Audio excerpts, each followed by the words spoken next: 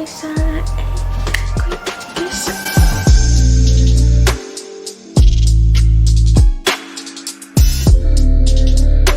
Hello everyone, welcome back to Heteronormativity, our tragic love story.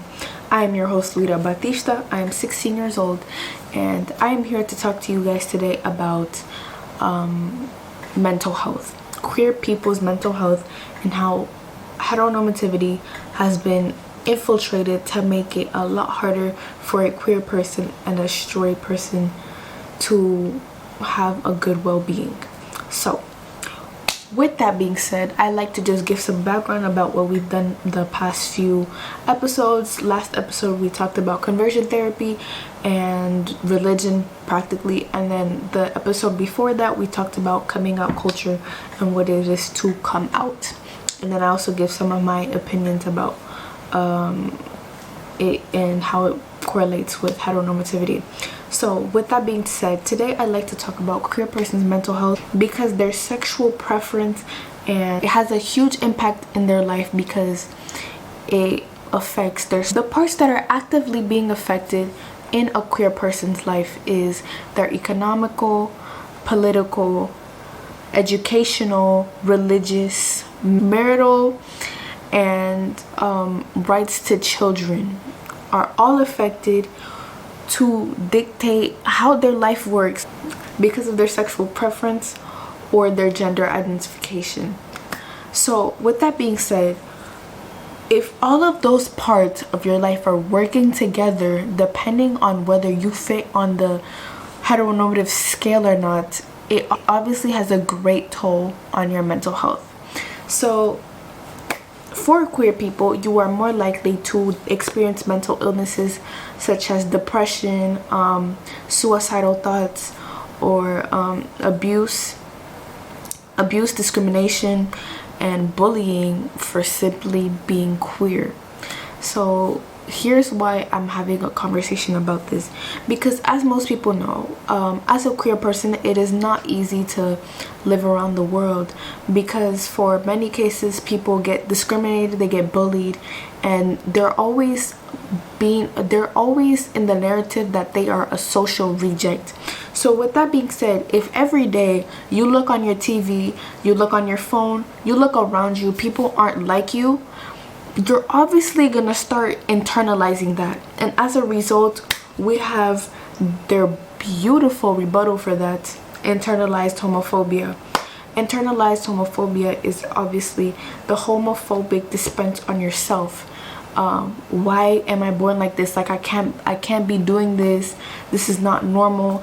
And with that being said, it's already extremely difficult to be queer because you have outside pressures and you have pressures from yourself as well to fit into the heteronormative standard. It's already extremely difficult for people of color because if they live in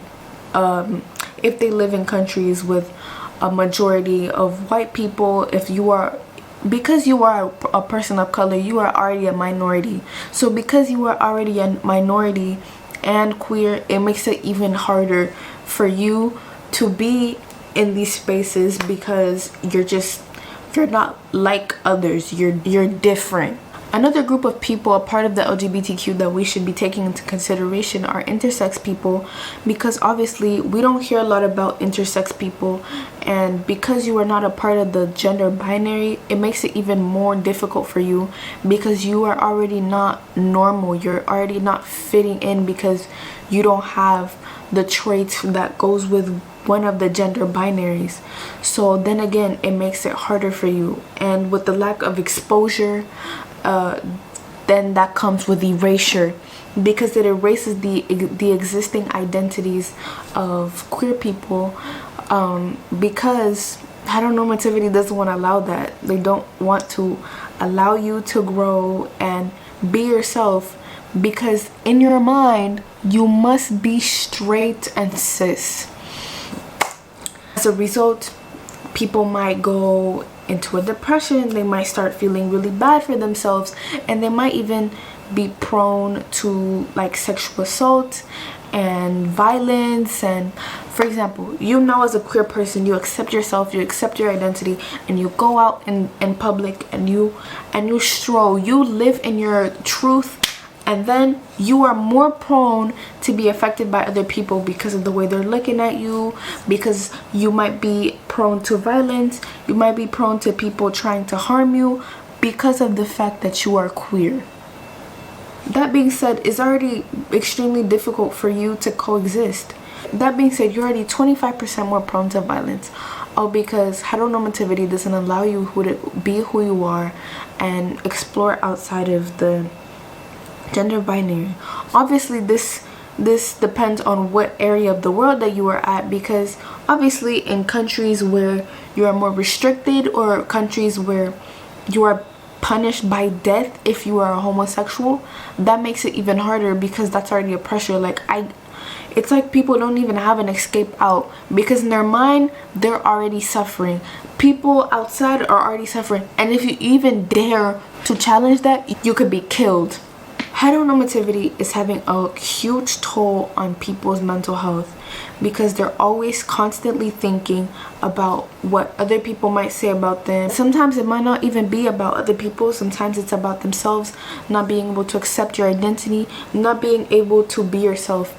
And as outside people, for example, other possibly queer people, they don't have the opportunity to do that for themselves, because in their mind they're like, oh no, this is wrong, gonna completely block that. So they don't even get a chance to find themselves, and are trapped in these relationships because they don't know what they actually want, since from a child you've been hearing like this is wrong, any kind of okay, this is wrong, creating some kind of emotional blockages that stops you from being who you are. Therefore, the message that I want to leave with you guys today is to please be yourselves, take care of yourselves, find the right resources, and I will be linking down some resources that will help you if you are a queer person in need of help. And please just take care of yourself, take care of your mental well-being. And just because the world is telling you that it's wrong, there's nothing wrong with you. You are beautiful just the way you are, and there's nothing wrong with being a queer person. Now, fellow friends, we will be hearing about some of my friends who are queer, and they will be talking about their experience with heteronormativity and how it has affected their mental health in their lifespan. So yeah, thank you guys so much for watching. I love you all so much. If you ever need help or need someone to reach out, please contact me at my Instagram or even here on the comments. And yeah, don't forget to like, share, and subscribe, and make sure you comment. And yeah, I love you all so much.